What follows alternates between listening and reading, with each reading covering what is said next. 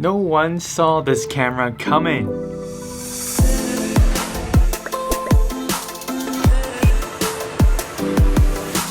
Sony just released their top-of-the-line Alpha 1 camera, and many people saw this camera as Sony's direct response to Canon's R5.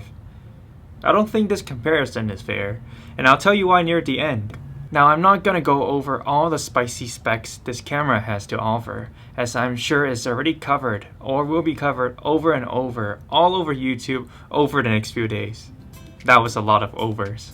Anyway, I think most of the achievements this camera has to offer over the previous Sony and other cameras are on the photo side, especially with the fast electronic shutter readout. It's impressive, but also expected, as processors will only get better.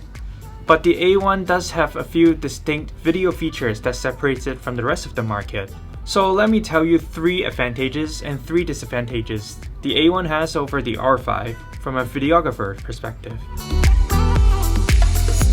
The first advantage is the A1 has dual CF Express and SD card slot. That's dual card slot. It's great for redundancy as the camera can record simultaneously to both card slots. Not only that, both card slots can take either an SD card or an CF Express card. The second advantage is that the A1 has 15 stops of dynamic range. At least that's what Sony is claiming. But it's at least 1 to 2 stops better than the R5, which should yield a more cinematic image, especially at high contrast backlit situations.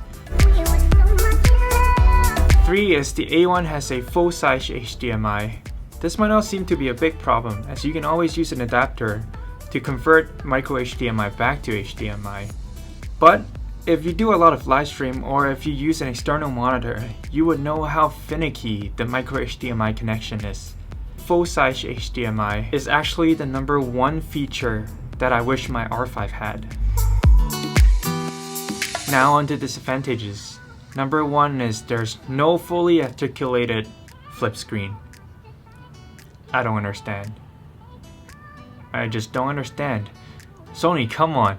If you can put a flip screen into the A7S III or the A7C, why can't you put it in the top of the line flagship A1? It just makes things so much easier, especially for video. Like my 2012 GH4 has the flip screen. Second is the lack of oversampled 4K. We're gonna need more testing on this, but the R5's 4K HQ mode is significantly sharper than the normal 4K mode, thanks to the 8K oversampling. It'll be interesting to see how the A1 compares in terms of image sharpness without oversampling from the 8K sensor. The third disadvantage is Sony. Sorry, I'm a Canon fanboy, as you already know. Okay, I'm biased, but I do have a reason. I think Canon just has better lens choices in general, whether it's EF or RF glasses. They're usually more affordable than Sony's E-mount lenses with the same performance level. Also, maybe it's just me, but holding a Sony camera isn't nearly as comfortable as holding a Canon, especially with a heavy lens. So, how much is the Alpha one? It's $6,500 US, which is not expensive at all for a flagship top-of-the-line Sony camera. But if you only use it for video, there are other cinema camera options like the FS6 or Canon's C70 within the same price range. Also notice that I didn't mention 8K at all. Both Sony and Canon spent a lot of effort marketing their 8K capability. But to me, at the current stage, this is more of a marketing move than an actual feature. 8K is just not ready at a consumer level yet. I'll have another video dedicated to playing with R5's 8K capability, so subscribe and stay tuned for it. Okay, so finally, how do I think the new Sony A1 compares to Canon's R5?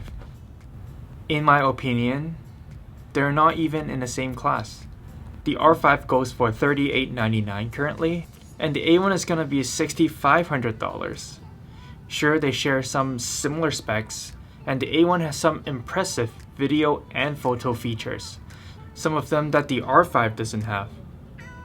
But the A1's true competitor is the yet to be announced Canon R1, or whatever Canon's gonna call their replacement mirrorless for the 1DX. So it's only fair to wait for Canon's response and compare. Comment below what you think about Sony's new Alpha 1 camera. Thank you for watching. Remember to like, subscribe, and stay safe everyone, and I'll see you in the next one. Peace!